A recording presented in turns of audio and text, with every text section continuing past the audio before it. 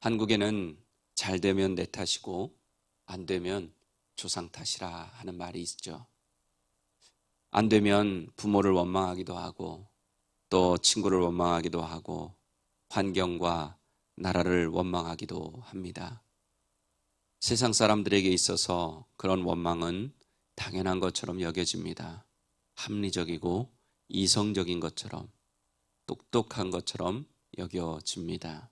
하지만 하나님의 백성들은 원망하면 안 됩니다.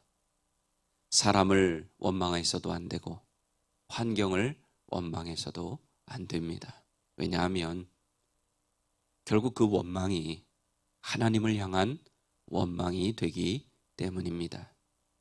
모든 것이 하나님께서 허락하신 환경이고 관계이기 때문입니다. 내가 처해 있는 환경, 내 주위에 있는 사람도 다 하나님께서 허락하셨는데 그것을 원망한다는 것은 곧 하나님을 원망하는 것과 같습니다. 그래서 저는 오늘 본문 말씀에 의지해서 원망은 안 된다라는 제목으로 원망하는 것이 자연스러운 시대 속에 사는 우리에게 주시는 은혜를 나누고자 합니다. 이스라엘 자손들은 마라와 엘림을 거쳐 신광야에 이르게 됩니다.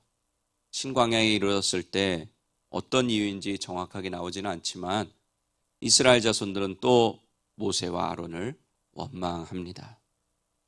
이스라엘 자손들은 홍해 앞에서 애굽의 군대가 쫓아오는 것을 보고 원망한 적이 있죠.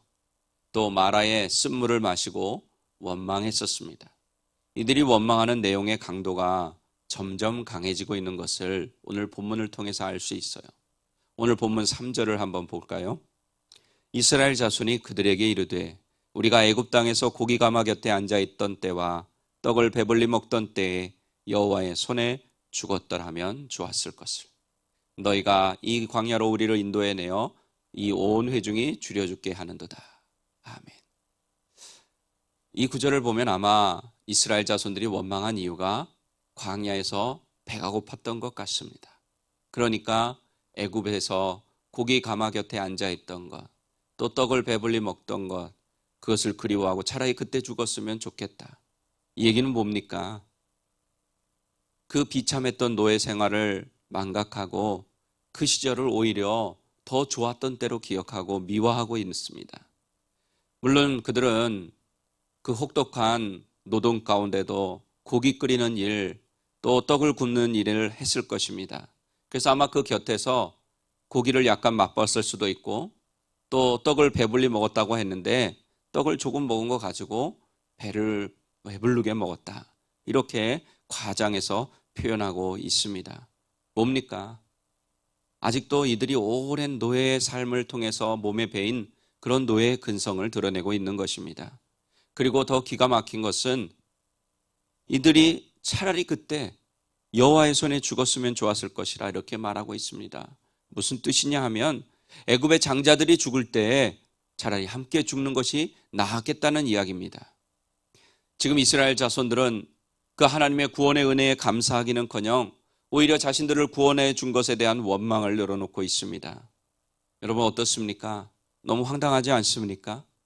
그럼에도 불구하고 하나님께서는 이들에게 모세를 통해 그 배고픔을 해결하기 위해 만나와 메추라기를 보내주실 것을 말씀하십니다.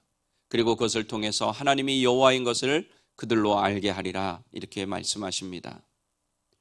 읽으셔서 아시겠지만 오늘 본문에 제일 많이 나오는 단어가 뭡니까? 바로 원망입니다. 모세는 계속해서 여호와께서 너희 원망을 들으셨다. 너희 원망을 들으셨다. 이렇게 말합니다. 하나님께서도 직접 이스라엘의 원망하는 소리를 들으셨다고 말씀하셨습니다. 하나님께서는 우리의 기도도 들으시는 분이시지만 우리의 원망도 들으신다는 사실 꼭 기억하시기를 바랍니다. 즉 하나님께서는 우리의 기도를 들으시고 응답해 주시는 분이시면서 동시에 우리의 원망도 들으시고 그것에도 응답을 해 주시는 분이시라는 뜻입니다. 겉으로 보면 응답이니까 별 차이 없는 것 같지만 엄청난 차이가 있습니다. 하나님께서는 원망하는 것을 들으시고 그것에 대해 응답해 주시지만 그 원망에 대한 대가를 지불하게 하시기 때문입니다. 고린도전서 10장 10절에 이렇게 말씀합니다.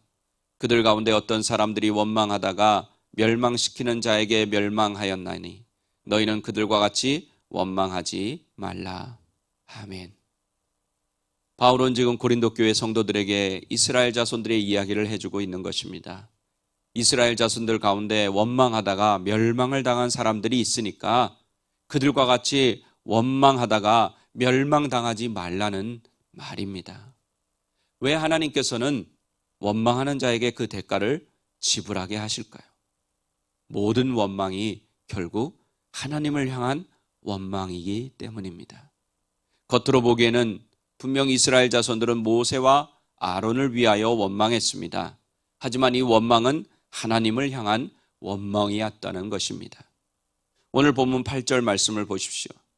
모세가 또 이르되 여호와께서 저녁에는 너희에게 고기를 주어 먹이시고 아침에는 떡으로 배불리시리니 이는 여호와께서 자기를 향하여 너희가 원망하는 그 말을 들으셨음이라.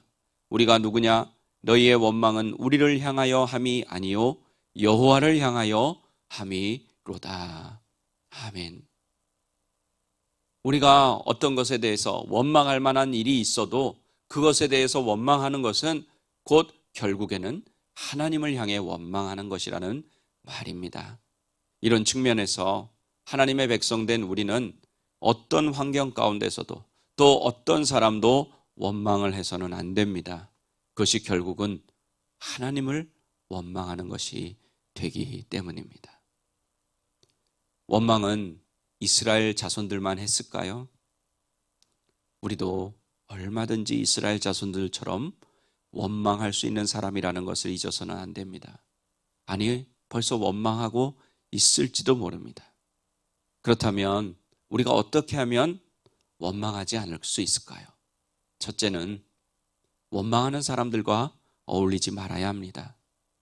성경에는 이스라엘 자손 전체가 한 것처럼 표현을 했지만 실제로 이것을 주도하는 사람들이 따로 있었을 것입니다. 아니, 따로 있었다는 것을 이후에 나오는 말씀들을 통해 보면 알 수 있습니다. 원망하는 사람들과 함께 있고 또 그 이야기를 듣다 보면 나도 모르게 그것에 사로잡혀서 자연스럽게 나도 원망하게 됩니다. 그렇기 때문에 어떤 사람과 함께 어울리냐 하는 것 너무나도 중요합니다. 혹시라도 여러분 주변에 원망하는 사람이 있거든 그 사람과 거리를 두십시오. 아니면 그 자리를 피하십시오. 그리고 기도하십시오. 우리의 마음과 생각에서 우리의 입술에서 원망이 떠나가기를 기도하십시오. 둘째, 자족할 수 있는 마음이 있어야 합니다. 바울이 고백했던 것처럼 비천에 처할 줄도 알고 풍부에 처할 줄도 알아야 합니다.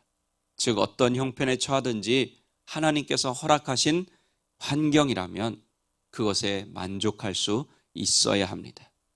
이것이 그리스도인으로서 우리가 가져야 할 삶의 태도입니다.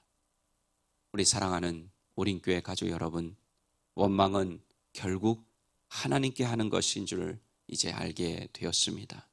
그러므로 하나님께 원망하는 사람이 되지 않도록 원망하는 사람들과 거리를 두고 또 하나님께서 주신 것에 자족하는 마음이 넘치는 사람이 다 되어서 원망으로 인한 하나님의 심판을 받는 사람들이 아니라 하나님께 감사하고 또 하나님께 기도하고 또 하나님이 주신 것으로 인해서 기뻐함으로 하나님이 더하여 주시는 놀라운 은혜와 복을 누리는 우리 모두가 되기를 예수님의 이름으로 간절히 축원합니다.